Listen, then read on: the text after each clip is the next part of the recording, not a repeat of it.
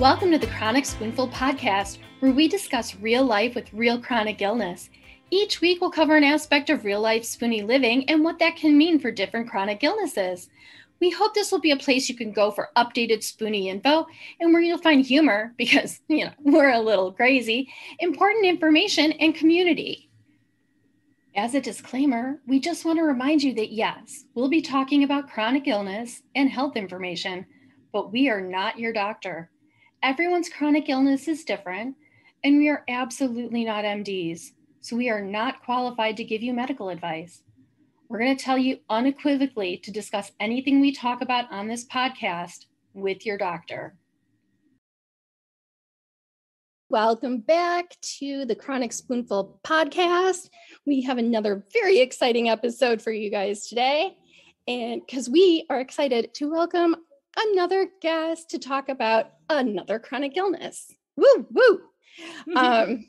But this is going to be a really great episode because we have Morgan Berliner here, and she's going to talk about having narcolepsy, which a lot of people, I'm going to make a good assumption, and I'm pretty sure a lot of people don't actually know what narcolepsy is, how the body, what the body does when it has narcolepsy, because there are so many misconceptions out there about it.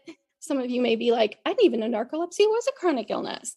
So this is going to be a really interesting episode to learn a little bit more about an illness we don't talk about that much. And if we do talk about it, we're not talking about it in the right ways. So welcome, Morgan. Welcome. Thank you so much for having me. I'm so excited to be here. This is awesome. And I'm really excited to talk about it too, because it's definitely something where when you tell people, you get a lot of the Bruce Bigelow reference or Mr. Bean reference. And you're yeah, but no. So I'm really excited to also it's really underdiagnosed. So if I can help somebody take this to their doctor and be hey, listen, I have the same things, I've done my job, I can die happy. So very good approach. I do think that this is something that people need to know more about, because Definitely. there's a lot of sleep. They just mostly try to diagnose sleep apnea as any sleep disorder. Mm-hmm. And, but there are many types of disordered sleeping and chronic illness disorders that are like sleep disorders. So I think that this is a really great topic to bring up for people. So tell us a little bit about what narcolepsy actually is for people who aren't that familiar with it. For sure. So narcolepsy is generally termed as a combination between a sleep disorder, a neuro disorder, and an autoimmune disorder. So both sleep doctors and neuro doctors treat narcolepsy. I prefer to refer people to sleep doctors because it is so grounded in sleep that I really think they need that background. But essentially it's where the body in some way has destroyed the orexin, I believe the other term for it is hypocretin. And that is what basically controls the circadian rhythm. So your sleep and wake cycles are controlled heavily by orexin. And with less orexin, your body is very confused. So a lot of the main things that you get with that are what they say. When I started learning about Ehlers-Danlos syndrome and I see EDS all the time, I was oh, you have excessive daytime sleepiness too? It's very different. So well, actually, as someone with EDS, yes, we also have excessive daytime sleepiness too. But yeah, that's funny because that's what my sleep doctor actually, when I wrote down EDS, he's what do you mean by EDS? And I was Ehlers-Danlos. And he's okay, because in our world, we call it excessive daytime sleeping. So that's funny you said that. That's so funny. Yeah, I mean, it's the same but different, but two sides of the same EDS coin, I guess. Exactly. So you have the excessive daytime sleepiness, which will typically happen in the afternoon. And a lot of times it's your body thinking oh, it's nighttime, I shut down now. And then on the other side, you have a lot of trouble sleeping. So narcolepsy can take up to 10 to 20 years sometimes to really present itself in a way that behaves clinically, like what has been described as clinically. And so I remember even in high school, I had like a quote unquote bedtime, and I'd be like, all right, like I am in bed at 10, but like I'm not going to be sleeping. Like no matter how hard I try, like I'm sorry, it's not going to happen. Or I'd wake up like multiple times throughout the night, and it's really hard. Like I'd have to stay up till 3 just to get tired enough to like actually sleep a consistent amount.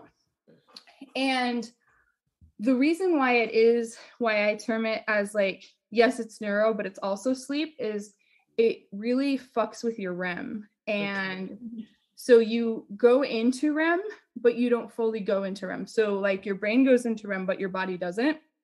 And then your body goes into REM, but your brain doesn't. And that's a part of the inconsistencies too between like the sleep regulation. And so I have something, so there's a few different, so there's narcolepsy 1, and which is narcolepsy with cataplexy, and narcolepsy 2, which is basically just narcolepsy with like idiopathic hypersomnia. And in probably early high school, my dad would like make like a joke or like mess around with us, whatever. And I would like fall over laughing. And like, it would feel like it was like I lost control of like my face and my head and my body. And I thought like, okay, maybe I wasn't breathing. So I would like try to breathe more when I was at, which sounds ridiculous because you're like, how could you be bad at it? But like, I'm like, maybe I just need to breathe more as I'm laughing. And it didn't work, surprisingly. I'm shocked. Shocking. And like my dad's like a goofball, so he'd be like kicking me as I'm like laughing on the floor, but like I can't get up and I can't like control my face, so I'm like biting my tongue as I'm like doing it. I'm like, what is wrong with me? And this would happen consistently, and then it started getting worse. Like it would happen when I was angry or frustrated or really annoyed, or, you know, and other times when you're with somebody that you really enjoy being with that you're not going to like necessarily talk about on the air, you know. I think people can infer. Yeah, you know, like that. And then you're like, okay, maybe I'm just like not meant to laugh really hard. Like maybe, which is like an insane thought. You totally like, start gaslighting yourself. Absolutely. And then, so that is cataplexy. And then, so my ex-boyfriend at the time was like, hey, like, I think you have narcolepsy. And I was like, you can't just tell people that. It's not you can't just, it's not a thing. Like, and he was like, no, I'm serious. Like, you sleep at the weirdest times. He's like, you can't like sit down without sleeping. And I'm like, yeah, but I work 12 hours a day. Because I was a restaurant server in like a 5-star hotel. And I was like, you know, we were running up and down like stairs all the time. And I was like, yeah, but like, Morgan, that's not normal. And I was like, I mean, I'm not normal. So, right, so you know. Just not being a normal person. Yeah. And then I looked it up. And it said one of the first symptoms was cataplexy. And I was like, what is that? And I was like, oh, crap. Oh, no. Like, oh, that's... Why does this describe me so well? Right? Like, they're like sudden loss of muscle control or movement. I was like, oh, God. They're like during laughing. I'm like, shit. So that started in high school. And I noticed like at the end of middle school, I started gaining more weight and not being able to lose it as easily, which they found narcolepsy has a profound effect on metabolism and the way that it metabolizes. Because of the issues with REM, they found that you don't actually produce the human growth hormone that you need to truly like metabolize what you're eating. And so with like the fatigue, a lot of times people with narcolepsy will eat because they're like, okay, well then I need the energy. But it's actually just, you're not even processing the energy that you've already given your body. So then it just gets stored as fat. Even though like I was working out, like I've unfortunately had a history of disordered eating. And so I would be eating very, very small amounts and working out very hard, but was still like getting gaslighted by doctors about my weight and all of these things. And I'm like, look, like I cannot eat less, like physically. And so, you know, I had a lot of doctors who were just like, well, you need to lose weight. You need to lose weight. And unfortunately, it culminated to the part where basically I could only basically go to work and sleep and maybe go to the gym, because like it was still stuck in my head that to be a valuable person in society, that's what I had to do. Mm-hmm. And I basically went to the doctor and I was like, look, I'm not going to make it another month. Like, if you want me to stay on this planet, I either need like a psych referral or I need a sleep doctor or like a neuro or something, because something's wrong. It's just so sad you had to hit that point to get your doctor to pay attention. Mm-hmm. And there's like stuff that we're still investigating. I mean, so I just found out that I have ADHD as well, which is also on the same gene as narcolepsy, along with celiac. Oh, and wow. So I found out that I have a gluten allergy. I'm not celiac, but I do have a gluten allergy. But ADHD is so like intertwined with it. I had no idea. Yeah, it's just like, it's insane to me that like you just like gaslight yourself and then you're being gaslighted and then you're like, well, maybe it is all me. Like, yep. Yeah. I've done that many times. I've asked that question. And you're like, wait, did that actually happen? And I'm so sorry that like you've experienced it too. Like, I know it's, you know, in the chronic illness community, it is such like a common, like, you know, experience, but I still like think that it's so common that doctors would recognize that they're, you know, that doctors would be able to recognize that they're doing it, and they don't always. So that is very difficult. And I think all of us could try to get better at confronting doctors on the gaslighting. Mm-hmm. It's hard. It's a hard skill to learn. Yeah. It really is. It was hard. You know, I'm a nurse and I dealt with doctors all the time. And I had a huge problem with when they would tell me something. A lot of the times I would feel like I shouldn't speak up. Wow. And that was really hard to overcome. Mm-hmm. Oh, I bet. I remember, so when I was trying to get my diagnosis, so the doctor, my primary physician referred me to a neuro first. And he basically said, like, you know, you basically have no signs of narcolepsy besides like maybe the cataplexy. Like, you're definitely exaggerating. And you should probably just lose some, because I was having problems staying awake during like fun times with others privately, not clothed, you know. And basically, if I lay down, I was out. I was done. Wow. And he was basically like, okay, well, you should probably just lose some weight and find some better partners. And I was like, unbelievable. Are you fucking kidding me? Like, my entire existence has been boiled down to this. Yeah. And someone to say something like that, to dismiss somebody like that, you know, oh, just lose some weight and find somebody else, you know, that's all you need. Or to think we're making all this stuff up, or to think that we're just, you know, being hysterical about something minor. And we've been going to doctors for 10 years. Like, yeah, because we all love getting poked and prodded the way we are. Yeah. Oh my God. Well, even so, like, if you were to talk to my mom, like, she even says too, she was like, as a baby, you slept way more than like you should have. And she's like, I went to doctors all the time and they were like, she's fine. Like, she's tired. It's fine. And she was like, but you would be like violent, like getting woken up. And they would be like, okay, so don't wake her up. My mom was like, okay, but like she's sleeping through meal times. Like, she's not even hungry. Like, yeah. And unless you're underweight, they're like, that's fine. They're fine to skip it. Mm-hmm. So unless you're underweight or look undernourished, they won't do anything. Just let them sleep. Just let them sleep. But so the thing is, so I kind of describe it like this. Like, I know you guys are familiar with spoon theory. Mm-hmm. And when I found it, I was like, oh my God. Like, but the way that I kind of explain it is, it makes more sense to like my family as like tokens. And like, this is kind of how I used it with employers too, was like, okay, I wake up every day. And if it's like if I had a perfect day with a perfect sleep and my meds work perfectly, which is like 15% of the time, because I'm on a very, very heavy stimulant. I'm basically on medical GHB, and then I take modafinil, which they use on like airplane pilots and like military. And if it works how it's supposed to, I wake up with like, okay, 20 tokens. And I was like, okay, getting dressed takes like 5.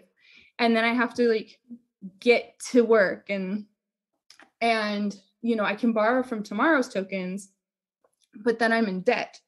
Yes. And I found that that's been a really effective way of like explaining it. And like the tiredness, it's not just like you're tired, it's like visceral, like your bones are like crying, and like your connective tissue, and like you almost can't like move your body, like you're like, I'm stuck, but then your brain's like going around in circles, and then you're also telling yourself like, I'm terrible and I'm a lump. And then like, but you can't even get up to like feed yourself. So you're like, well, guess I'm not eating today. Like, but don't you know that's just depression? Right? Yeah. Right? Or like, well, if and also you should never say that's just depression. But that's what a lot of doctors will tell you. That's just anxiety. Just anxiety. It's just depression. And by the way, both of those are 2 debilitating mental health disorders. So yeah, like words escape me, like, because like just even the effect that like depression only can have on you is like, so the fact that like they like write it off like that is, I'm sorry. What? A way to dismiss all the people who are suffering with depression, like way to dismiss, because by diminishing my physical symptoms, by calling them a mental health disorder, you're diminishing all the people who actually have that mental health disorder and need your help, because you're saying they're not like that they're not a big deal. And it's a whole ball of wax that just gets me really, really angry. And I don't have enough spoons to be this angry all the time. Right? I love the tokens explanation. I love the way you explain that. It really is. Yeah. That was great. I appreciate it. It's, you know, it's funny. My dad works in like mortgages and finance. So like to get him to like understand it, I was like, wait, okay, I need something to like make sense than like spoons. Because like it's more like monetary. That's like, so tell us the process you went through with diagnosis. Like who actually diagnosed you? What tests helped diagnose you? Because a lot of, you know, we're talking a lot about feeling that exhaustion and fatigue, and that goes along with a lot of chronic illnesses. But with narcolepsy, how did they differentiate the fatigue from, you know, maybe something else versus your narcolepsy? So that's actually like a really good question. So after I was told that by the neuro, I basically was like crying in my car, and my dad has like really bad sleep apnea. And so he was like, hey, why don't you try my sleep doctor? I know he listens, so why don't you like give him a call? And luckily I had a PPO at the time, so I didn't need doctor referrals to just go. So I basically spoke to the office manager and I told her what I was going through. And essentially the only way that I really knew to like check for narcolepsy was due to internet research. Right. And really just like breaking down like, okay, what am I feeling? So like finding the cataplexy was the first like big clue, because that was something concrete that like I couldn't gaslight myself out of. Like I knew it was happening. My friends, like I'm a goober, if you couldn't tell already, and like I love like pranking people, or like I would steal like my friend's like collection of pens like out of his pocket, like he wouldn't like notice, and I would like hide it behind the bar. And as he's about to like figure it out, I'd fall over and he's like, I didn't even get to the prank. Like I just be on the floor. Like, you'd miss the best part. I know. Or I'd be like hanging on to like the bar, like, and he's like, oh my, that sucks. I'm like, I ruined it. No. And so I couldn't gaslight myself out of it, because like everybody knew that it was happening. They're like, all right, and Morgan falls over laughing, like she did something, like really. Yeah, when they say rolling on the floor laughing, and you're doing it literally versus figuratively. Like actually rolling on the floor. Literally. It's a thing. Don't recommend it. Like, or when like one time like I was crossing like in a crosswalk and somebody said something and I started falling over, they're like, nope, don't you dare. Like, oh no. We need you to not be a version of Flat Stanley. We need you to be That's right. We need you to Right? stand up No, straight. no, ma'am. No way. Oh my gosh. Oh my gosh. So then you call the doctor's office, you're talking to the office manager, and then you saw the sleep doctor. Right? Yes.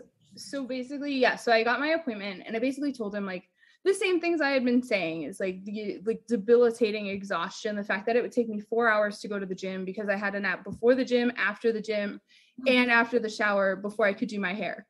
So, and you know, saying like I can't sleep at night, I wake up every hour. But during the afternoon, I can't like not sleep. I was falling asleep driving. I like, you know, going to lunch with people was like really hard because, you know, you're having to fight yourself. You're like, I could just fall asleep right here. And you're like, maybe I shouldn't. Like, that's probably not good. But like, and so, you know, explaining that. And then they have this test that you do. So pinpointing the fact that it was like which doctor to go to was probably the hardest part.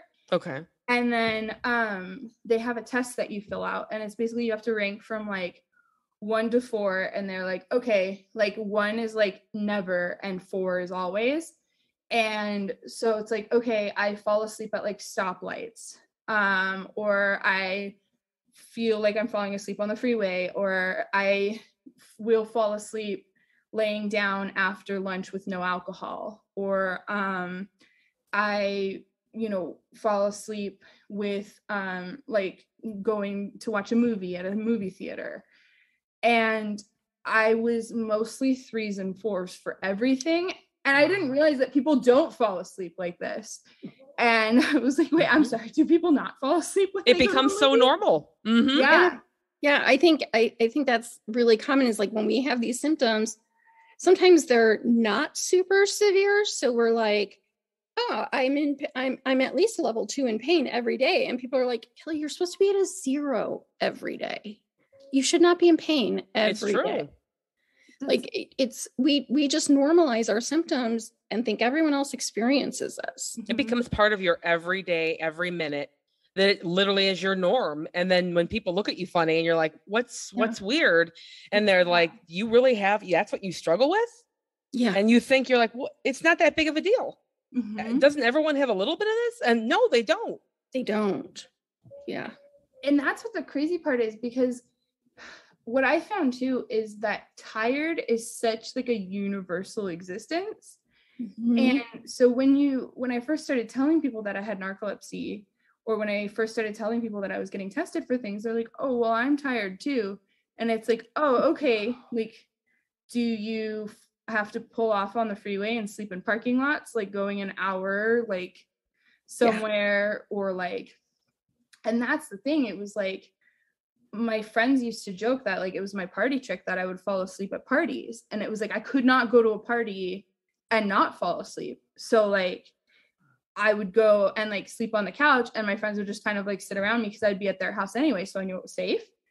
And or like I'd fall asleep just watching TV, and like you know, my friend got locked out of the apartment. I had no idea. Like I'm like, oh no, like a log. And wow. You sleep really hard. Yeah. Yeah. And or sometimes I would sleep like too hard, and I would wake up with like a headache and feel like horrible and like feel sick all day. Oh, wow. And so when you take this test, and then they basically go in and they input your numbers, and they're like, okay, so he basically saw it and he was like, okay, this is really interesting. Why don't you tell me about your day? And I was like, okay, well, I wake up, I eat breakfast, I take a nap, I go to the gym, take a nap. And then he's like, finally, like we get through all this, and he was like, oh, okay, so actually all of this sounds like really classic narcolepsy. You know, so from that point, you go into what's called a polysomnogram, which is where you sleep the whole night at the doctor's office, and you're hooked up to all the electrodes and everything, and they want to see how you sleep normally. So like they don't want you going home and like staying up all night. So you have your polysomnogram, and they basically calculate like your REM and how quick it took you to go into REM, how long it took you to fall asleep, like this, that, and the other. So, and the problem with narcolepsy is that especially neurologists, like I'm in a few narcolepsy groups, and I've seen that neurologists will just look at the polysomnogram, but the problem is that most narcoleptics will actually have a totally normal polysomnogram. Mm-hmm. So the next day, what they do is something called an MSLT, or a multi-sleep latency test. And basically what it is on the monitors, they can see your brain wake up. And it was funny. So I went to my doctor's office and had the sleep testing there. And the sleep technician, he was so rad. He was like, imagine like old rock band guy, like, like watching like crazy indie movies and like talking about like, I love like weird shit. And he was like, I love weird shit too. Like, it's awesome. So like he pops into my room. So you have like it's like a bedroom. It's like it's very weird, but like they also have like mannequins with like the sleep apnea machines on their faces. So you're like, this is my god, that's creepy. Oh my gosh. And you have to go in, you have to like shower, and you can't have any product in your hair. It can't be done. Like you can't have any moisturizers like on your head or your face, because they have to attach like everything. And so you look at yourself in the mirror and your hair's like, and then like it's all over, and then you're looking at these like mannequins with like things covering their noses and their mouths, and you're like, this isn't a horror movie, I'm fine. Like Saw. I'm in Saw. That's right. Like this is totally normal. Nobody's gonna attack me. This is normal. Like, and then don't let you be on your phone, because your phone's really bad for you, like with the blue light and everything. And so they're like, yeah, don't touch your phone. And I'm like, God, what am I supposed to do? Look at these guys. Like, I already can't fall asleep. Like, I'm already nervous. This is uncomfortable. And now I'm looking at this guy with his nose plugged. Oh my gosh. So this guy's like an old, like, I swear, he had like the garage with like the band practice. And he pops in and he's like, hey. And I'm like, oh gosh. So much. But like, he's rad. But I'm like, I want to kill him. But, you know, totally I'm only 5'3", so I'm like, spider monkey attack? Probably not a good plan. So the thing is, so you have to basically every 2 hours, so they wake you up and they make you stay awake for 2 hours. Okay. If you fall asleep any time in that 2 hours, it negates the entire MSLT and the polysomnogram for the night. Oh my gosh. Oh no. So he's like, you kid, you're coming with me. So we go into his like office, and like he let me watch like the different like you know, the sleep apnea like on the machine and stuff like that. And then we watched like old like indie horror movies, and I brought like my stuff to study, and I felt myself starting to fall asleep, and he's like, absolutely not, like, no. Have you heard these songs? They're really loud. And then after the 2 hour period, they lay you down in a room that's dark, and they see, okay, they give you 20 minutes to fall asleep. If you fall asleep within the 20 minutes, they wait to see, they give you an extra 5 minutes or an extra 10 minutes to see if you go into REM. If you go into REM, they let you finish REM. Then they wake you up and you do it again. You're supposed to do it a total of 5 times. Oh, wow. Basically, the test is if you go into, so I had an hour and a half of REM on the polysomnogram, and everything like looked normal. That was actually a little long for like REM in like normally. But if I have an hour and a half of REM, 2 hours later, I should not be going into REM. And I went into REM, and the thing was too, it was on a day where they didn't normally do like MSLTs, and they were doing like moving an office upstairs. So you could hear them like dropping things and like moving stuff around. And I still fell asleep and went into REM. Oh, wow. And then, so we did it, and, you know, we went through it a second time. So he's like, all right, come on, kid. And I was like, I hate you so much. Like, you're rad, but I'm going to kill you. So we did the whole thing again, another 2 hours. And then I had to go lay down again, and I went into REM again. And basically the whole thing is, if you do this multiple times, there is clearly an issue with your REM and sleep cycle. And that's very indicative of narcolepsy. And so when I did it a second time, he was like, you don't even need to stay for like the other 3 times. Like, go home. You have wow. So like, thank you, because I just don't want to be here anymore. Yeah. Like, can I just go home and go to sleep? Yeah. Yeah. Like, can I just go to sleep and not have to talk to you for 2 hours, please? Right? Seriously. Oh, That's so intense. Yeah. Yeah. So that's the process of getting diagnosed. And then from there, it depends on your insurance. I mean, it's a game of insurance. If you have Kaiser, so I'm on something called Xyrem, and basically it's so controlled that it's funny because it's only a Schedule 3, but it's so controlled that it's out of one pharmacy and I think like Missouri or something like that. oh, wow. And you have to like talk to them. They're the only ones who distribute it. You have to get it like FedEx overnighted to you. And Kaiser, because Kaiser goes through their own like pharmacy, you can't get it on Kaiser. But like the good thing is they have like anybody who's like, so I'm on state insurance and my state insurance covers it fully. And but they also have like payment assistance, and they have like, because in the veterinary community, so I was a vet tech before like taking my business full time.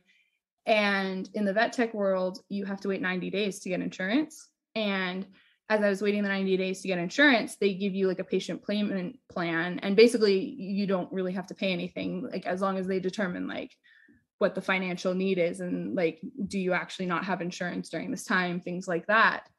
So they're pretty like, they're difficult because it's, you know, like anything, but they're actually like their patient assistance program is really helpful. So to anybody who's listening to this, if you're kind of at that stage, like don't be afraid to go through that, because I actually used it and it saved a whole bunch of headache. So basically what my doctor did was he brought me in and he was like, congrats, you have narcolepsy, surprise. And I was like, okay. And then they hand you like this packet and he's like, okay, I want to get you on, you know, this medication called Xyrem. And they do a whole like kind of assessment, because like there's all these things, because, you know, of what it can be used for. You have to like, they have to look at like your background, like a background check to make sure you're not like, you know, a serial rapist or things like that, like any kind, because it's like the date rape. Yeah, the date rape drug. Mm-hmm. Yeah. And so this is it's really, really salty. It tastes like ocean water, but like the street versions, like the colorless, tasteless, like thing that they put in people's drinks. So they have to make sure like, okay, you don't have a history of like selling narcotics or makes total sense. Yeah. And they also look into like, do you have a history of like depression and anxiety and like these kinds of things? And I do. And so I had to go through like, no, I'm not, like, I don't have suicidal ideation. Like, no, I don't have these things, which like makes sense, but it makes me really concerned for like narcoleptics out there who have struggled with like, or are like struggling with those things at the same time. Cause I've struggled with them, but like in the past. So it was like far enough away where they're like, okay, like we trust that you're probably not going to do anything stupid. But it just like, I don't have a solution to that issue, but it does make me really concerned for people who are struggling with that as well. Most like definitely. So, and then, so it's supposed to basically, what it does is it sedates you enough so you get the REM sleep and the restorative sleep. And then it is supposed to help with the cataplexy through that. Oh. So I did notice a reduction for a while, until I moved to Arizona about 3 years ago. And that's when I started noticing the cataplexy coming back and being a lot worse. And so they have other drugs that they can like pair you with, but being on state insurance, you have to be careful like what you ask for. So there are some newer drugs out there. I was on a drug. It was actually easier to get when I didn't have insurance. It was only $9 a month for me because they have like a patient assistance program. It's called Sunosi. And basically it's a failed SNRI, I believe. Really? Wow. Yeah. because they noticed like it didn't help with depression, but it made everybody stay awake. And they're like, oh, this is great for narcoleptics. You can find a silver lining in it somewhere. Yeah, exactly. So it actually worked really well for me. And that was probably the best I'd ever felt. Yeah. But when I got on the state insurance, they don't cover it. And there's another one called Wakix too. It's an antihistamine that they've been working with. And unfortunately, Wakix wasn't covered either. So then they didn't want to cover modafinil either, which is like what I had been on and what I knew I was okay. They wanted to put me on amphetamines. And with my history of anxiety, my doctor was like, no, that's a bad idea. Yeah. And then they put me on something called armodafinil, which is basically the newer version of modafinil. But it has a tendency to cause depression. And it just put me into a hole. Like I didn't leave my room for days. Like I was just like, didn't even turn on the lights. Like my parents were like, are you okay? Like I was like, I'm not okay. Nope. Yeah. And you have to be careful sometimes with the reactions to certain medications. And like my doctor has recommended me to go on Lyrica, and I won't take it because my dad had taken it for something different, and he almost had a psychotic break on it. Oh, wow. So, I'm like, I don't want to take it because I don't want that psychotic break. And too many of our symptoms are too similar. So I just don't think I should be taking that. Yeah. That's scary. Yeah. Right. So, but people forget that some medications can have a very detrimental psychological effect. Very much so. On you. Yeah. I mean, modafinil, I don't think it was on their like formulary, but they let me do it because he's like, okay, you've taken away all these drugs from her. Like she clearly can't be on armodafinil because like I started like the suicidal ideation again. Like it got really, really bad. And I had only been on it for like a few weeks. And time to go. Yeah. And so luckily they let me be on that. So, they kind of add things on as you start needing it. So now I'm on venlafaxine, or what's called Effexor. And I'm also on modafinil and then the Xyrem. And I have scheduled naps. So generally between the hours of like 12 and 2, I try not to schedule anything. And I always take a nap for like at least 20 minutes to an hour. I always give myself. It's funny because now my boyfriend, will take naps with me. And he's like, I'm really enjoying these like daily afternoon naps. Like, why did I never do that? It's like date a narcoleptic. You get look at the benefits you get. That's right. You get more relaxation. Your sleep hygiene is improved because I was like, sir, put down the video games. Like right. So tell me, what things do you recommend people look out for if they're concerned? And what would you recommend for people that, are like, I really think I have this. What should my next steps be? So one thing to really look out for is like, there's a difference between tired and there's a difference between tired. And what I find is when I have like my narcolepsy, it's like I am always tired, but I do also have like phases like normal people where I'll be like, oh man, that was dumb. I stayed up too late. Or like, oh no, this is like, I'm having a problem. And it's a visceral tired. So it's less of like, I'm just tired. I kind of stayed up too late, and you wake up and you have energy. It's like, you can sleep and it can be a little better, but no amount of sleep. You need days worth of sleep in order to like regain your energy back after like a day of hard work. Like a lot of people will wake up and be like, oh, okay, that sucked last night, but I'm better.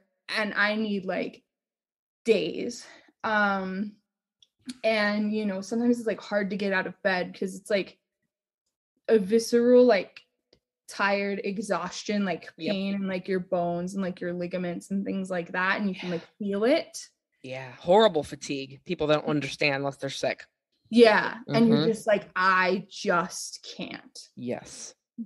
And then there's also, you know, if you start seeing cataplexy, so like if, you know, during sexy time, if you find like there's a certain amount, but there's also like if you can't like move after or like for a certain amount of time, or like if you have like, you know, if you get angry and then all of a sudden you feel like your knees weaken or your head kind of like weaken or your face droop. It doesn't have to be like the profound like falling over. You know, if you're falling asleep, like if you're getting full night's sleep but you still find that you're falling asleep like watching TV, just like sitting there quietly, or like, you know, after lunch and you're falling asleep, like I worked an office job like way before I started working in like food service in the veterinary industry, and every day at 2 p.m. no matter what I did, I could not like stay awake. And now I know that that was the excessive daytime sleepiness. You know, even like going on walks, sometimes I would like find a bench like far away from my office just to like get like a quick 2-minute nap, or if you're falling asleep like at traffic lights and things like that. So if that's something where you think that like you are having it, so I truly believe that it's very underdiagnosed. It says it's really rare. I just believe that doctors are having people come to them saying, I'm tired, and they're like, cool, me too. Because that's what I was told for so long. So and that's what they'll say too, is they're like, if you look it up on Google, they'll say like, oh, you have, you know, it's rare, this many people have it, but, you know, there's a lot of underdiagnosing going on.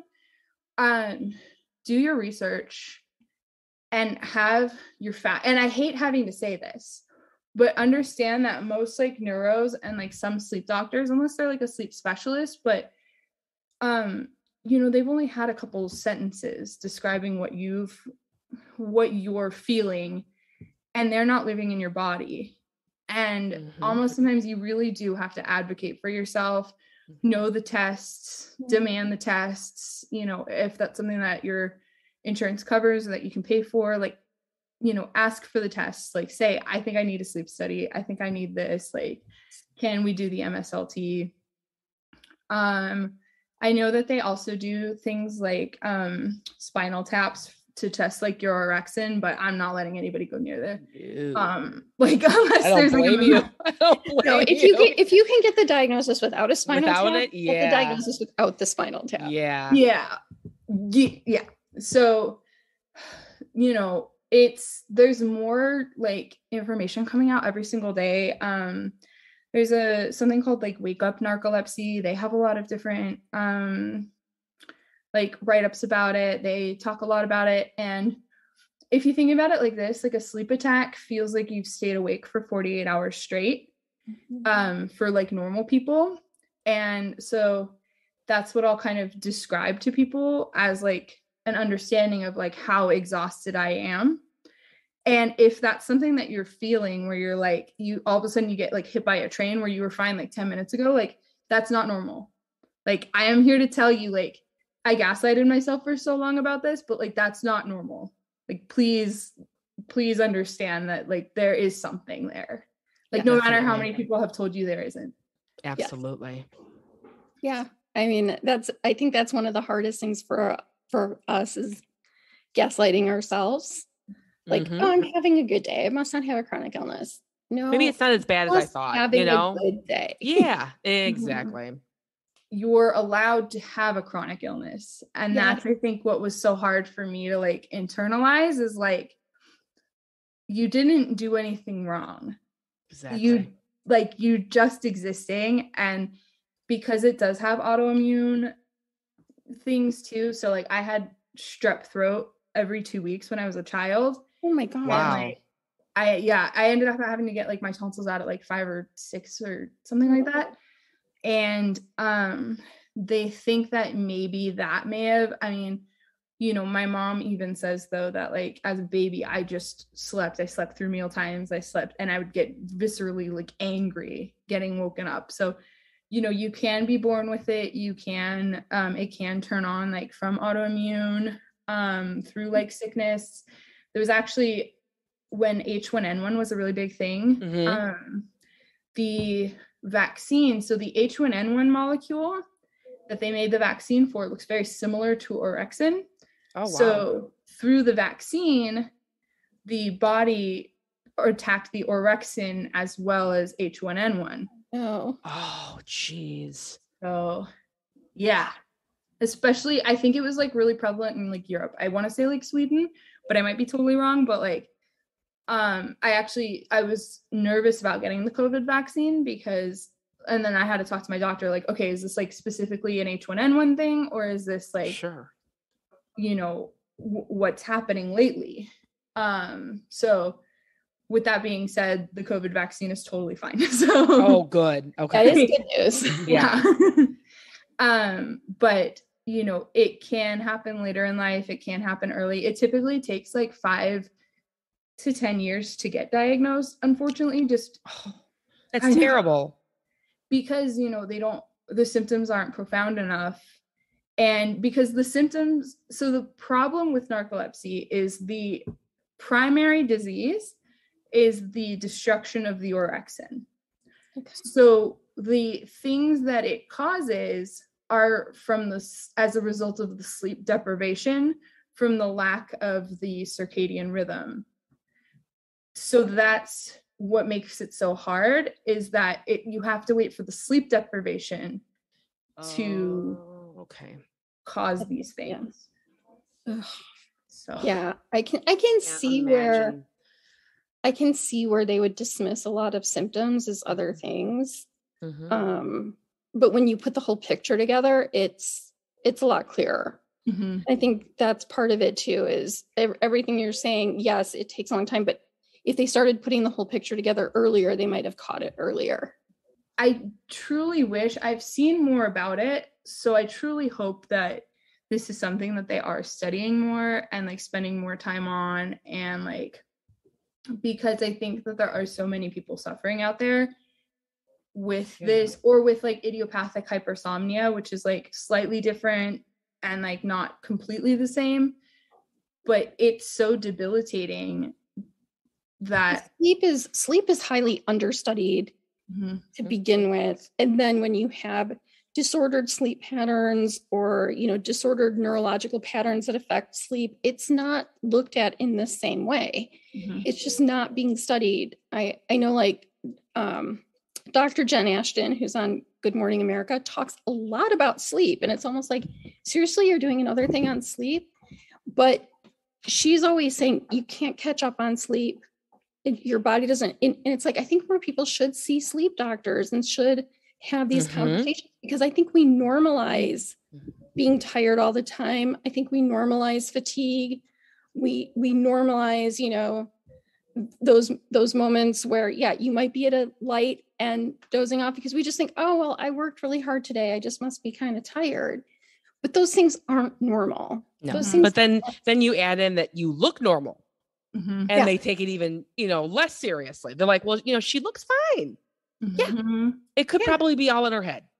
Exactly. And like when your blood values are normal, and like and it's like, it's so hard to like see that and then be like, okay, I probably am normal. And like, I can't even imagine how many people are, because I know that I did this, and it wasn't until I couldn't function anymore and like I couldn't go on that I was like, I have a problem. Like, there's a fundamental problem here that I can't fix anymore. Absolutely. That's a lot of people in the chronic illness community. It takes until they hit that breaking point to propel them to see doctors or to have these conversations, because we've normalized so many of our symptoms for so long.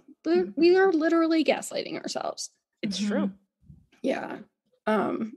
You know, it's so hard, but you know, I would say to anyone who's listening, if anything in this episode rang kind of true to you, it is really important to talk to your doctor about this, because I agree with you. I do think narcolepsy is underdiagnosed, just because of, especially in the United States, how we talk about sleep, how we talk about being tired, how we talk about dozing off sometimes, it's kind of, people laugh it off. So I do agree with you. I think it's highly underdiagnosed. Oh yeah. And don't give up if a doctor turns you away or doesn't take you seriously. Keep pushing forward, keep fighting. You really should, like you said, be your own advocate. It's so important.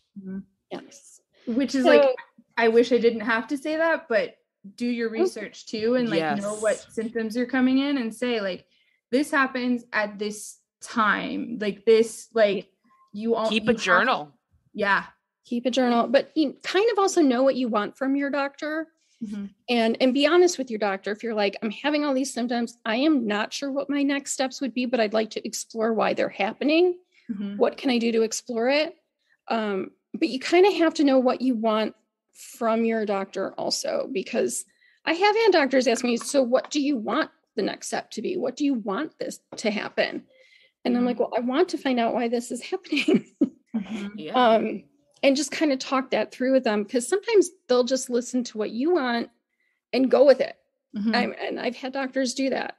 Like, okay, well, we can order these tests to explore this. And I'm like, okay, let's explore it. Definitely. And you kind of did that when you went, when you went to the first sleep doctor, and then you were like crying, and your dad's like, well, what about this? And you kind of did that when you went to see the second sleep doctor, and you're like, I want you to figure this out. What can we do to figure this out? And, and have them help you. And it's scary because looking back on it, like, I know that I was at a crossroads then, and I'm glad I made the decision that I did, but like, know that you're not alone, and that you're not, there's not something wrong. Like, there could be something wrong with you, but like, there's not something wrong with you. It's just like, it's just a chronic illness that you happen to have. And there's things out there to help you, but unfortunately you have to like seek it out. Because it can't get better where you're at. Like, it can only get worse like where you're at. So get the help. Well, Morgan, thank you so much for coming on. We are so appreciative. You were so awesome. I learned so much. I did too. It's so fascinating because like I said in the beginning, we don't talk about narcolepsy that often, and we don't talk about it as a chronic illness like we should be talking about it. So I just appreciate you being here. You can find Morgan on TikTok, because that's how we found Morgan. Morgan, what's your handle so people can find you? It's at Morgs and Friends. So that's my business. So if you like sugar glider content, or just want to see more of me, you can find me there. Okay, awesome. And yes, if you like sugar glider content, she's awesome. So do follow her. And if you like sugar gliders and you want some of her products, you can also get those too. So, all right. Thank you so much, Morgan. We appreciate you being here. You guys. Thanks, guys, for listening. Like and follow us on social media too. We're everywhere. Love. And we'll chat more next time. Thank you so much for having me. Thank you for being on the show. Thank you. All right. And everyone have a good week.